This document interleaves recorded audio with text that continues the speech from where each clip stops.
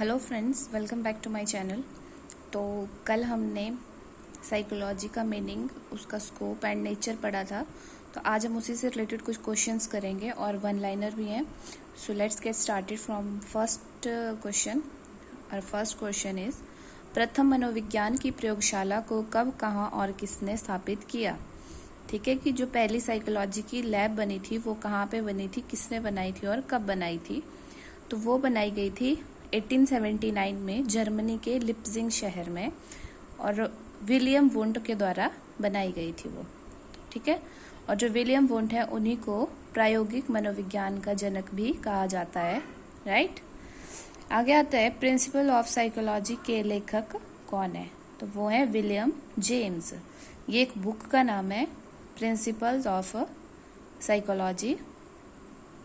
ठीक है, William James. और जो विलियम जेम्स हैं उन्हीं को फादर ऑफ अमेरिकन साइकोलॉजी भी कहा जाता है।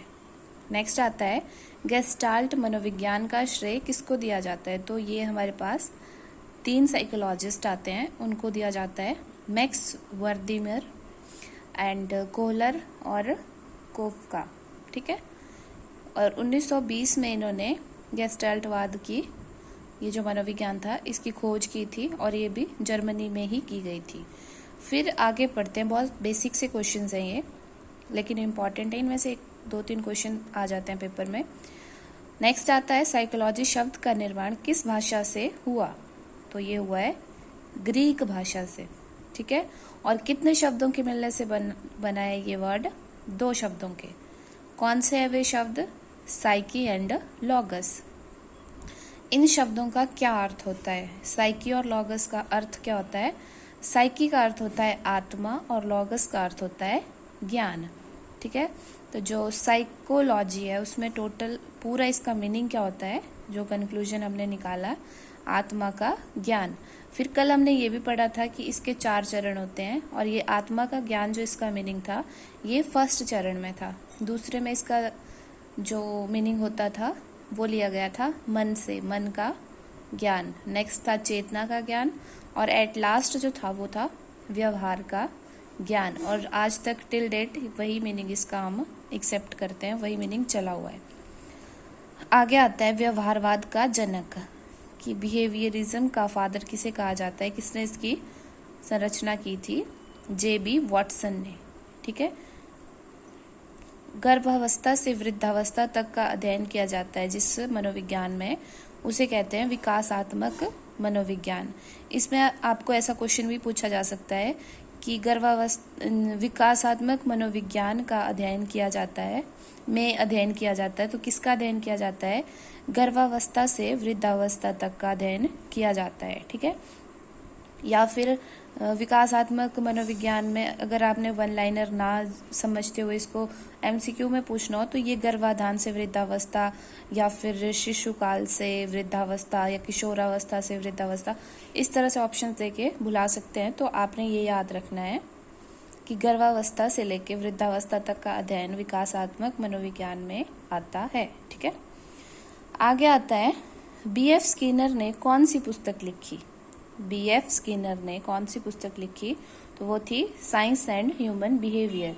ये क्वेश्चन जो हैं ये हमारे फर्स्ट चैप्टर में ही आते हैं, मनोविज्ञान वाले में, जिसमें हमें मनोविज्ञान की, पीछे हमने कल डेफिनेशंस वगैरह पढ़ी थी, उसी में ये सारे आते हैं। ठीक है, इसे आपको एक और क्वेश्चन दे सकते हैं कि साइंस एंड ह्यूमन बिहेवियर नामक पुस्तक किसने लिखी है? तो वो लिखी है B.F. स्किनर ने।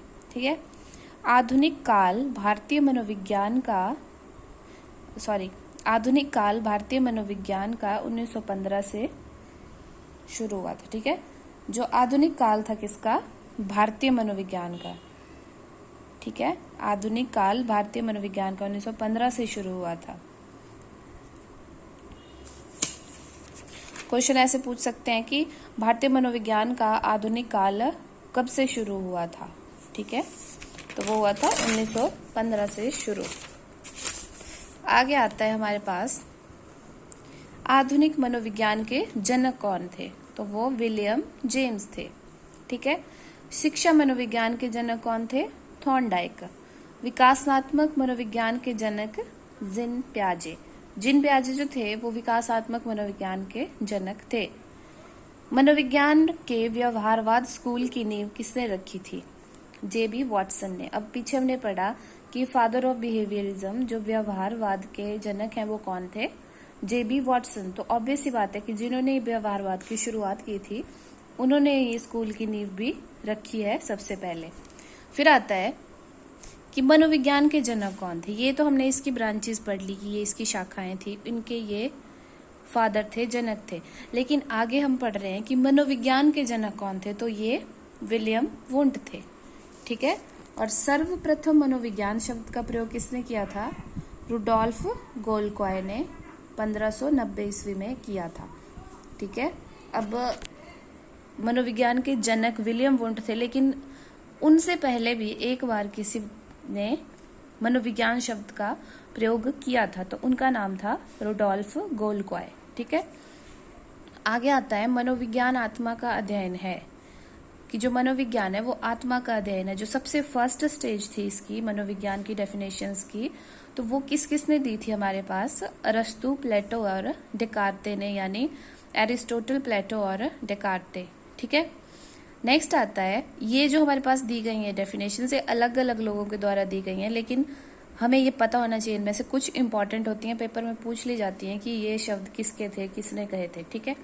सो नेक्स्ट आता है psychology is science of mind, कि जो मनोविज्ञान है वो मन का विज्ञान है, मन का ज्ञान है। तो ये बोला था पोम्पेनॉजी ने। राइट। आगे आता है, ये बहुत इंपॉर्टेंट लाइन है, इसको समझना और इसको याद भी रखना। First psychology lost its soul, then its mind, and now some sort of behaviour is left. ठीक है। कल भी हमने ये चीज पढ़ी थी कि जो मनोविज्ञान है उसने सबसे पहले क्या किया था? अपनी आत्मा को छोड़ा, फिर अपने मन को, और अब क्या है कि थोड़ा थोड़ा व्यवहार उसमें बाकी है। ठीक है। तो ये बोला था वुडवर्थ ने। ठीक है। ये किसने बोला था? वुडवर्थ ने। भारत में मनोविज्ञान की प्रयोगशाला कब खुली? 1916 में। यानी कि पीछे हमने पढ़ा क्वेश्चन कि जो आधुनिक मनोविज्ञान था उसका इंडिया में कब शुरुआत हुई, तो वो हुई थी 1915 में। 1915 में तो उसकी शुरुआत हुई, लेकिन जो उसके ऊपर प्रयोग करने शुरू हुए तो उसके लिए हमारे पास एक लैब होनी चाहिए थी। तो वो लैब कब बनाई गई? उसके 1 साल के बाद। ठीक है। कब और कहाँ, वो किसके द्वारा बनाई गई? 1916 में। 1916 में बनाई गई, तो हमने यहाँ पे पढ़ लिया। कहाँ बनाई गई? कैलकाटा में, एस.एन. सेन गुप्ता के द्वारा। ठीक है। एस.एन. सेन गुप्ता के द्वारा कैलकाटा में 1916 ईस्वी में भारत में मनोविज्ञान की प्रयोगशाला बनाई। आगे, it is possible to write psychology to be defined as the science of behaviour, कि ये हम लिख सकते हैं मनोविज्ञान को कि ये एक व्यवहार का विज्ञान है। तो ये लाइन किसने कही थी? वॉटसन ने। ठीक है। किसने कहा था? ये वॉटसन ने। नेक्स्ट आता है साइको एनालिसिस, यानी विश्लेषणवाद के फादर कौन थे? तो ये कौन थे? Sigmund Freud. ठीक है। सिगमंड फ्रूड या फ्राइड, इनको बोला जाता है विश्लेषणवाद या साइको एनालिसिस के फादर। तो मैंने ऑलमोस्ट ये क्वेश्चंस कवर कर लिए हैं। अगर कुछ बचा होगा तो हम नेक्स्ट वीडियो में उसको कवर करेंगे। But that's all for today. Thank you for watching me.